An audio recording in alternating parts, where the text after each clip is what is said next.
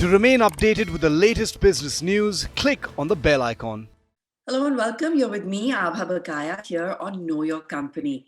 Business Today brings you a detailed look at some of the key factors at play when it comes to some of the biggest players in the stock market, as well as some of the companies that you want to know more about when it comes to broader markets. Today, we're in conversation with Mr. Subramaniam. He's the COO at TCS. TCS is India's largest software player and also one of India's largest companies in terms of employee strength. We speak to Mr. Subramaniam on what's helping them to deliver one of their strongest quarters yet. They've been seeing consistent growth. What's the pipeline looking like? And he also tells us about how TCS is on track to continue hiring. They're looking to hire about 50 to 60,000 people over the next 2 quarters itself. It's also one of the biggest players when it comes to our biggest proponents when it comes to diversity. 200,000 of its 500,000 employees are women, and it continues to operate and maintain that ratio. Even at the leadership level, its percentage is only increasing. So we talked to him, of course, about hiring trends, work from home trends, and the kind of strong deal pipeline and growth that they're looking at over the next few quarters. It gives me great pleasure to welcome Mr. Subramaniam, COO at TCS, with us here on Business Today to discuss the company's earnings and outlook going forward. Mr. Subramaniam, fabulous to speak with you this morning. Now, revenues have come in above estimate. TCS, of course, never ceases to surprise. PAT is also in line, but we have seen a miss on margins this time. What brought about the pressure on margins? It's at the outset, thank you for having me here, and wish you and your viewers a great start to the new year. And let's hope that this year will be better than the previous two, right? Overall, we had a fantastic quarter, in a seasonally weak quarter. I think we have done well, both in terms of the growth momentum that we have seen and across the verticals and the major markets that we operate. It has been quite broad-based, right? On the margin front, this is a dip of about 60 basis points, primarily because of some of the supply side challenges which we have all seen, right? And we have gone about retaining our people significantly. And while attrition has inched in, we still enjoy at least 10 percentage points or more from the competition. Plus, we continue to stay invested in the business, specifically on digital technologies and the training that we do to our people. All of that we have not compromised, right? So I think it's something that we are confident of gaining back, and we stay focused on our margin band of 26 to 28%. So what is the strategy as you see it going forward in order to sustain operating margins, in order to, operate in light of, as you see it, continued spends? How do you see things shaping up now in the next year or so? Okay. There are multiple levers, and growth is one important lever, right? And we are seeing an unprecedented velocity of technology change, right? Which calls for constant investments, constant refresh. Given our focus and strategic intent to grow our business organically, grow our talent organically, take the entire organization with us in terms of both seniors, juniors, and everyone, right? So in that context, sustained investments are key, and we will not shy away from making those investments.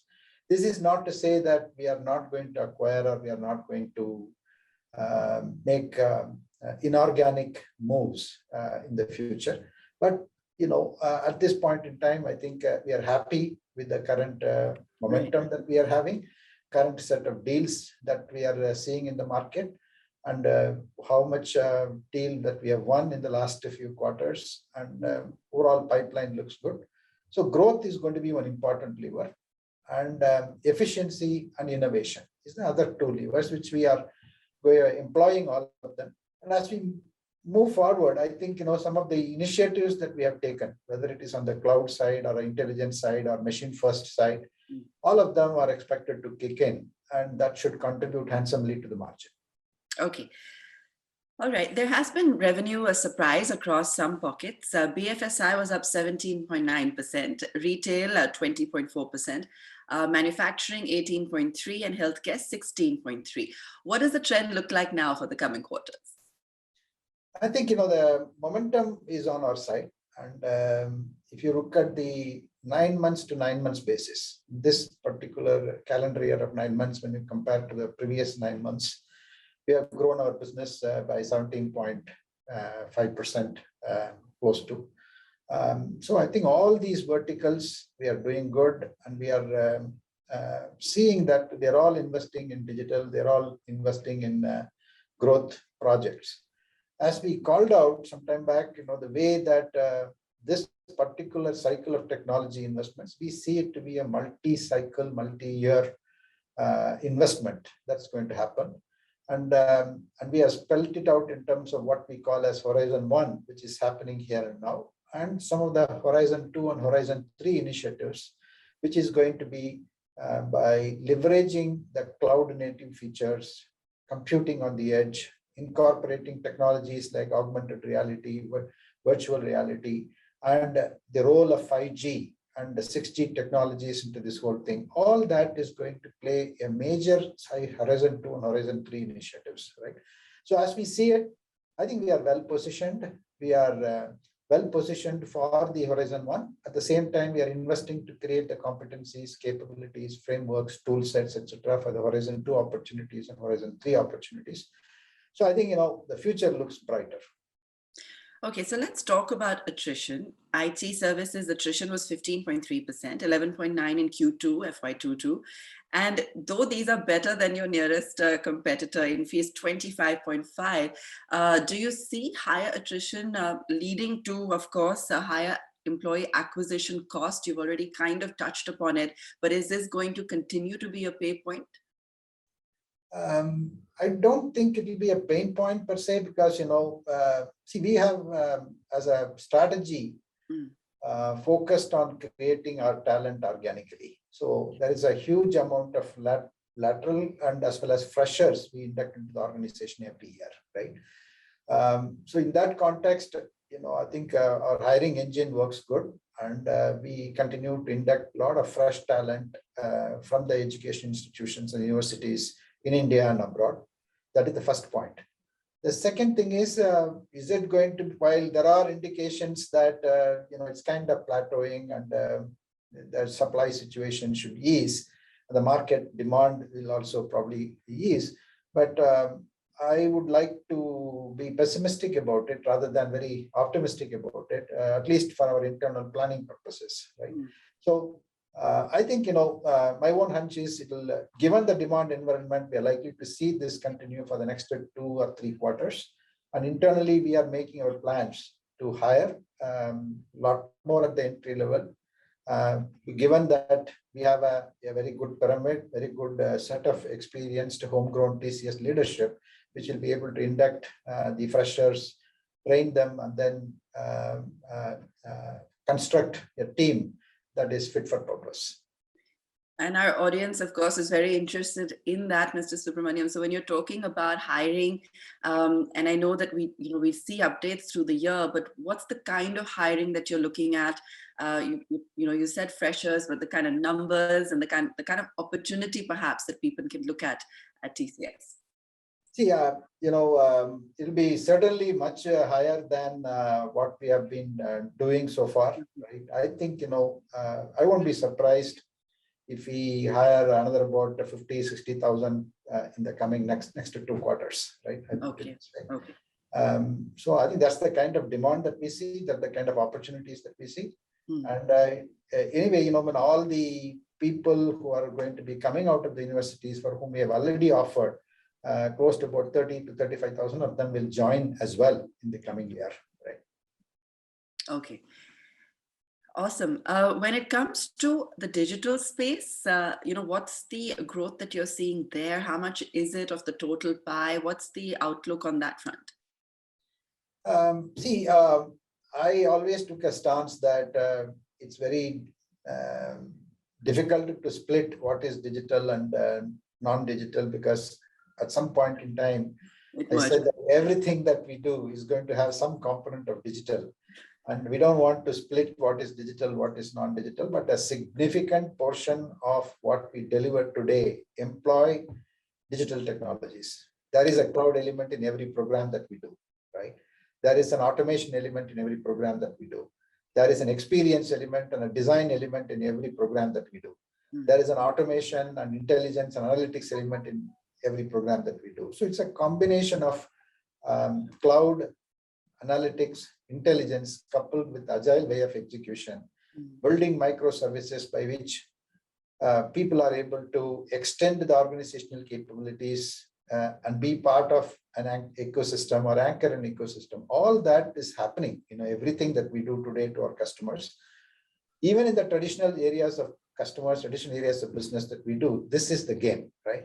So I think, I would say that we are probably one of the largest pool of highly trained and highly experienced digital skills in the world today.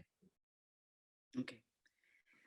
So about, client acquisition, if there's any, insight you can give us into that, the kind of deals, pricing, verticals, the newer deals coming in at higher prices, what's the pipeline looking like? See, we have, as I said, in the last 9 months to 9 months, we have grown our business significantly, about 17.5% of the business. And more importantly, across our revenue bands, whether it is $100 million or $50 million or $25 million, $10 million, we have added customers. More importantly, we have added nearly 100 clients, right, in the last 12 months in the $1 million plus band, which means that they all have the potential to grow to 5 million to 10 million, and eventually to 50 million. So there is a significant amount of client acquisition that is taking place. And all of them are leveraging our global workforce, our talent cloud as we speak, and leveraging the infrastructure, the labs, the innovation network, everything that we have, right? From a pricing point of view, I think naturally, I think it's a combination of several factors. Our longevity of the relationship with the customers, and we, over a period of time, we try and enjoy a 360-degree view of the relationship. That what is in it for us, what is in it for them by working with us, and all of that, right? Naturally, the right type of deals, type of solutions that we create, how much of speed to value that we are able to deliver to them. It's a combination of putting several things into play that we are able to see a pricing uptick in some of the opportunities and some of the deals. At the same time, we shouldn't forget the fact that many of our markets in which we operate, many of the customers with whom we operate, they're all facing this pandemic. And so we need to be very cautious and careful about what is right and when it is right to uplift your prices. Understood. That's a fair point. Mr. Subramaniam, talking about the pandemic and the fact that we've been hit by a third wave, didn't see it coming as we started this year, though it was well predicted. How has that changed plans when it comes to employee work from home, flexi work? What's TCS thinking, given that you're one of the biggest employers in the country? How are you addressing the current scenario? I think we are the very first one to call out quickly that this is going to stay, and this way of working is going to be hybrid. We rolled out what we call as secure borderless workspaces as a way of working, and which will give comfort to the individuals as well as to the organization and our clients in terms of a secure and robust way of connecting to the network, the application systems, and the networks of our customers to deliver what we are contracted to deliver. So I think, that will continue to be same. Secondly, I think, we ran one of the extraordinary vaccination programs for the company, wherein, we have vaccinated more than 90% of our employees and their families, right, who are eligible to be vaccinated, which is again augurs well for people to be safe And our working model or operating model always hinges on the fact that we need to be secure, we need to be safe, and employee safety is a priority.